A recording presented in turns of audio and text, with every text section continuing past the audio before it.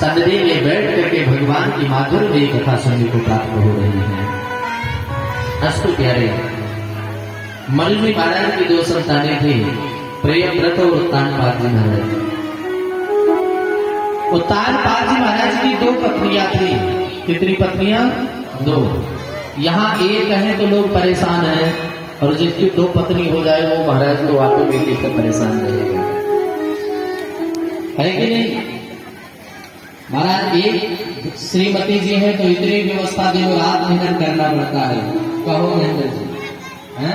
और कहीं दो दो आ गई तो कल्याण हो गया महाराज के। ऐसे एक सेठ जी थे महाराज, तो उन्होंने दो विवाह कर लिया अपने जीवन में।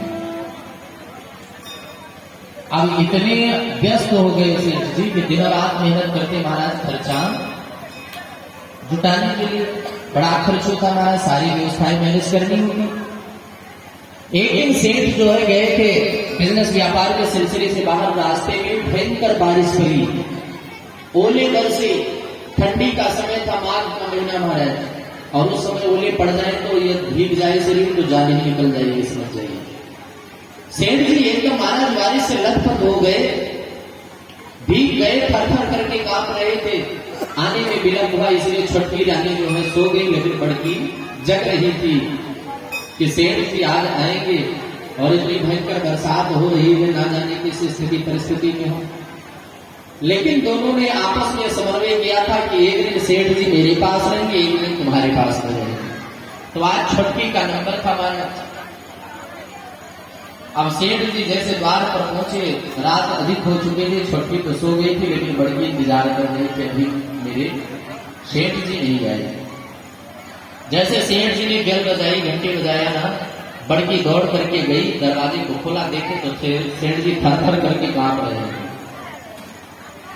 कांपते हुए सेठ जी को देखा, अंदर हाथ पकड़ करके लेकर के आई, जल्दी जल्दी से उनके कपड़े चेंज किए और हाथ पकड़ करके अपने महल में ले जाने लगी। ना तब तक महाराज छोटकी जग गई, छोटी वाली होती, वो भी दौड़ करके बोले, ओहो आज तो सेठ का हमारे यहाँ का नंबर था, तो कहाँ लेकर के चल रही है? बड़की ने कहा, अभी तक जो स्थिति सेठ की थी, जब मैं नहीं आई होती तो आज ही राम नाम सत्य हो गया होता, और आज तो बड़ाई है हक जताने की, जितना अधिकार तुम्हारा है उतना मेरा भी है। प्रेम से बोलो ना प्यारे, श्री राधे। बड़की ने कहा, जितना अधिकार तुम्हारा है उतना मेरा भी है, आज मैं ले जाऊंगा। छोटकी ने कहा, नहीं आज मेरे यहाँ नंबर मैं रखूंगी। सेठ जी सेठ जी सीढ़ी से जा रहे थे ऊपर, छोटकी ने नीचे खींचा, बड़की ने ऊपर। अब सेठ जी की पूरी रात जो है यूं ही सीढ़ियों पर गुजर गई बेचारी। कहना ये क्या, देववश आज सेठ जी के यहाँ एक चोर आ गया चोरी करने के लिए, रात्रि के समय में। चोर जैसे दीवार को तोड़ करके अंदर गया ना, वस्तु को लिया। अब सेठ जी की नजर पड़ गई, बोले दोनों छोड़ो, पहले तीसरे को पकड़ो। दौड़ करके गए सेठ जी और देवी को, जो चोर था ना, उसको पकड़ लिया, पकड़ करके रस्सियों में बांध दिया। धीरे धीरे महाराज समय व्यतीत हो गई, सुबह का समय हुआ, ले जाकर के चोर को राजा के यहाँ हाजिर कर दिया। महाराज इसने मेरे यहाँ चोरी करी है, देख लो इसको, भयंकर दंड देना इसको, दोबारा इसका कोई दुस्साहस ना हो चोरी करने का। राजा ने कहा, सेठ जी आप ही बताइए कौन सा इसे दंड दिया जाए। सेठ जी ने कहा, महाराज यदि आप मेरी बात मानते हैं ना, तो मैं आपसे निवेदन करूं कि कौन सा इस चोर को दंड दिया जाए। बोले हाँ, आप जो बता दोगे वही इसे दंड दे दिया जाएगा। बोले महाराज इसे मृत्यु दंड भी नहीं देना। बोले तब आजीवन कारावास दे दो। बोले नहीं। बोले तब क्या दो? बोले इसका भी 2 विवाह करा दो। बोले क्यों? बोले 2 विवाह हुआ तो एक ऊपर खींच रही थी, एक नीचे, रात में थर-थर कांपते हुए मेरी जान निकल रही थी, लेकिन किसी ने नहीं सुना। प्रायः ऐसे मेरे जीवनों में होता रहता है, इसलिए महाराज आपसे निवेदन इस चोर का 2 विवाह करा दो, जो मेरी स्थिति है ये स्थिति इसकी भी हो जाए। प्रेम से बोलो। तो 1 विवाह हो तो महाराज क्लेश है, ये 2 विवाह हो गए तो और अत्यधिक क्लेश। तो महाराज तानपाद जी की दो रानियां सुनीति और सुरुचि। तो सुरुचि जो छोटी रानी थी उसको तानपाद जी बड़ा प्रेम करते थे और बड़की से कम करते थे, इसलिए उसके लिए दूसरा महल नियुक्त करवा दिया। देवी आप इसी महल में रुको। कालांतर में जाकर के दोनों देवियों से एक एक बेटा हुआ। सुनीति से जो बेटा हुआ उसका नाम ध्रुव हुआ और सुरुचि से जो बेटा हुआ उसका नाम उत्तम हुआ। दोनों बच्चे धीरे धीरे बड़े हुए, 5 वर्ष की अवस्था हो गई। ध्रुव जी महाराज आकर के रोज अपनी मैया से पूछते, मैया ये बताओ कि मेरे पिता कौन है? मैं अपने पिता से मिलना चाहता हूँ, अपने बाप से मिलना चाहता हूँ, कहाँ है मेरे पिताजी? सुनीति मैया रोज कहती, बेटा जब तू बड़ा हो जाएगा ना तो तुझे स्वतः ज्ञात हो जाएगा तेरी माँ तेरे पिता कौन है। बार बार ये कह करके सुनीति मैया जो है बात को टाल देती थी महाराज। एक दिन ध्रुव जी महाराज के जीवन में ऐसी घटना घटी। बालकों के साथ में खेल रहे थे, किसी बालक ने बताया, ध्रुव भैया ये जो सामने महल दिख रहा है ना ये तुम्हारे पिताजी का है। अब बालकों का हृदय तो महाराज एकदम स्वच्छ पवित्र और निर्मल होता है। उनको क्या पता कि इनके यहाँ से शत्रुता है, इनके यहाँ हमें जाना नहीं चाहिए, इनके यहाँ से कुछ खाना नहीं चाहिए, इनके यहाँ उठना नहीं चाहिए, इनके यहाँ बैठना नहीं चाहिए। क्या मालूम महाराज बालकों को? 4 वर्ष 5 वर्ष का बालक हो उसका तो वैसे स्वभाव निर्मल होता है। प्रेम से बोलो श्री राधे। एकदम निर्मल महाराज। ध्रुव जी महाराज का एकदम महाराज हृदय जो है निर्मल स्वच्छ पवित्र महाराज।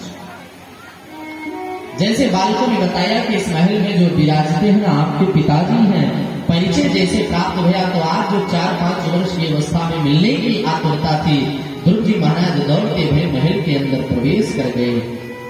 उत्तानपाद जी महाराज सिंहासन पर बैठे थे, अपने छोटे बेटे उत्तम को लाड प्यार कर रहे थे महाराज।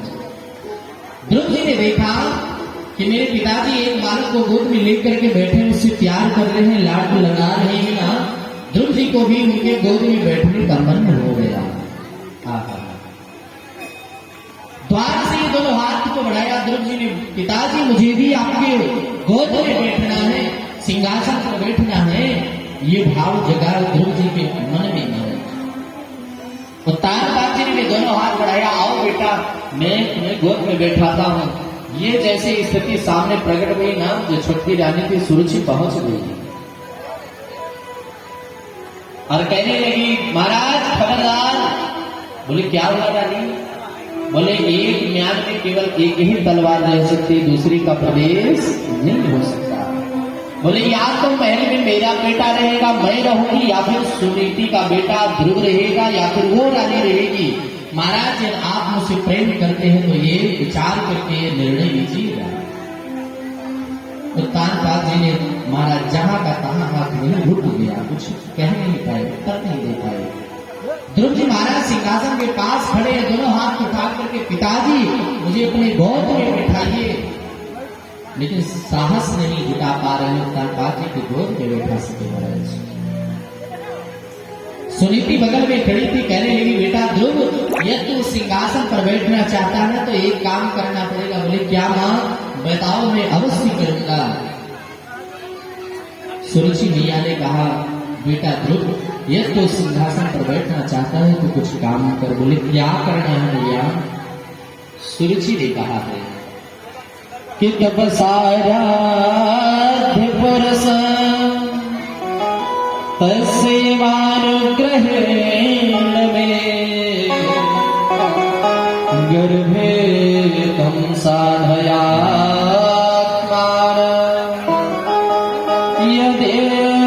यदेच्छसि निर्वासन। बेटा यदि तो सिंहासन पर बैठना चाहता है ना तो वन में जाकर के पहले तू भगवान की तपस्या कर, और जब भगवान तुम्हारी तपस्या से प्रसन्न हो जाए ना तो उनसे एक ही वरदान मांगना, हे प्रभु मेरा जन्म यदि आपकी बार हो तो सुरुचि मैया के गर्भ से तुम्हारा जन्म हो। जब तुम्हारा जन्म हमारी कोख से होगा, हमारे गर्भ से होगा, तभी तो इस सिंहासन पर बैठने का अधिकारी होगा, अन्यथा इस सिंहासन पर बैठने का अधिकार तुझे नहीं है। ये बात ध्रुव जी के के हृदय को छलनी कर दिया है। एक एक बात ध्रुव जी के हृदय को चुभ गई और लौट करके आए ध्रुव जी महाराज फुफकारते हुए जोर जोर से सांस ले रहे महाराज।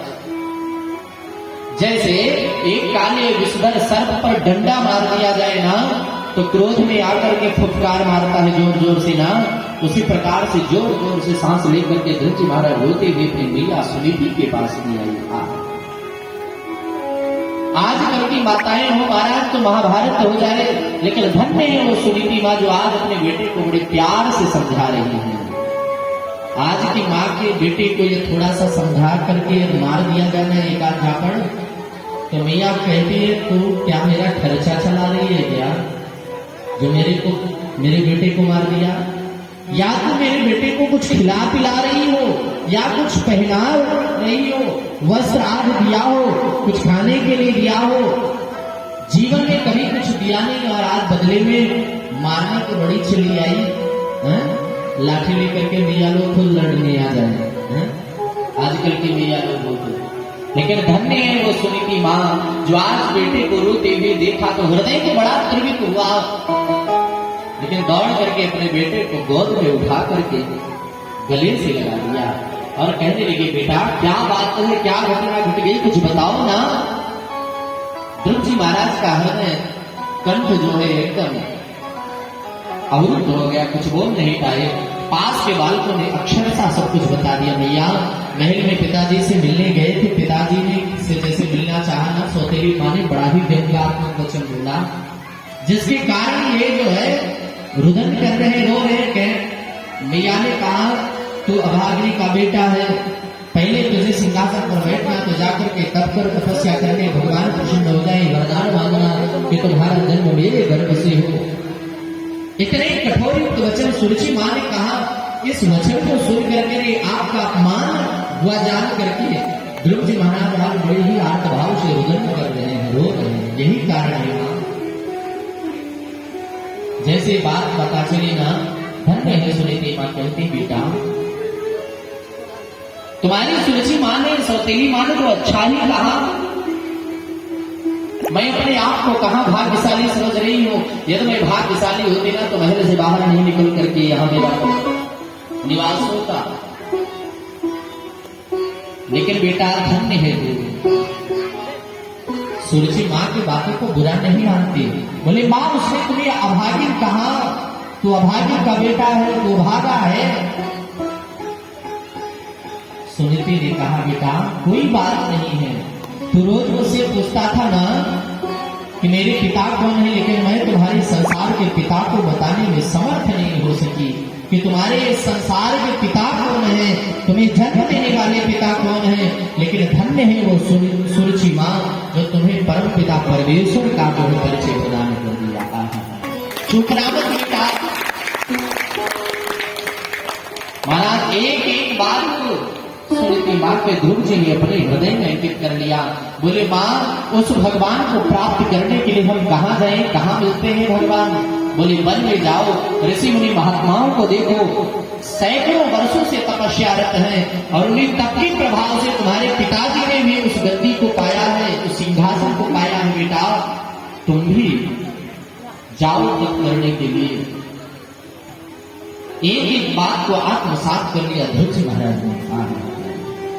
आज अमावस्या की काली घटाएं 14 व्याप्त है, हवाएं प्रवाहित हो रही, सांड साई की आवाज हो रही है, सिंह गर्जना कर रहे हैं,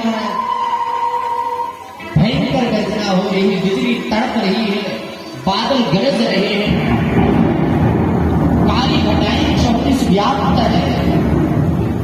आज अर्धरात्रि के समय में मैया को छोड़ करके ध्रुव जी महाराज प्रभु को प्राप्त करने के लिए निकल पड़े।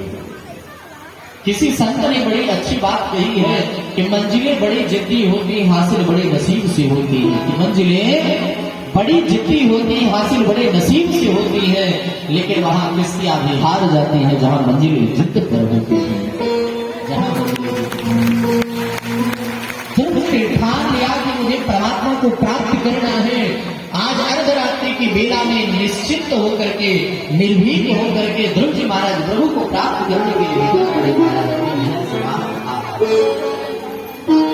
ठाकुर जी कहते हैं जब कोई मुझे प्राप्त करने के लिए अपने घर से एक कदम बढ़ाता है ना, उसको मैं रिसीव करने के लिए अपने धाम तक पहुंचाने के लिए 60 कदम बढ़ाता हूँ। कि जो एक पग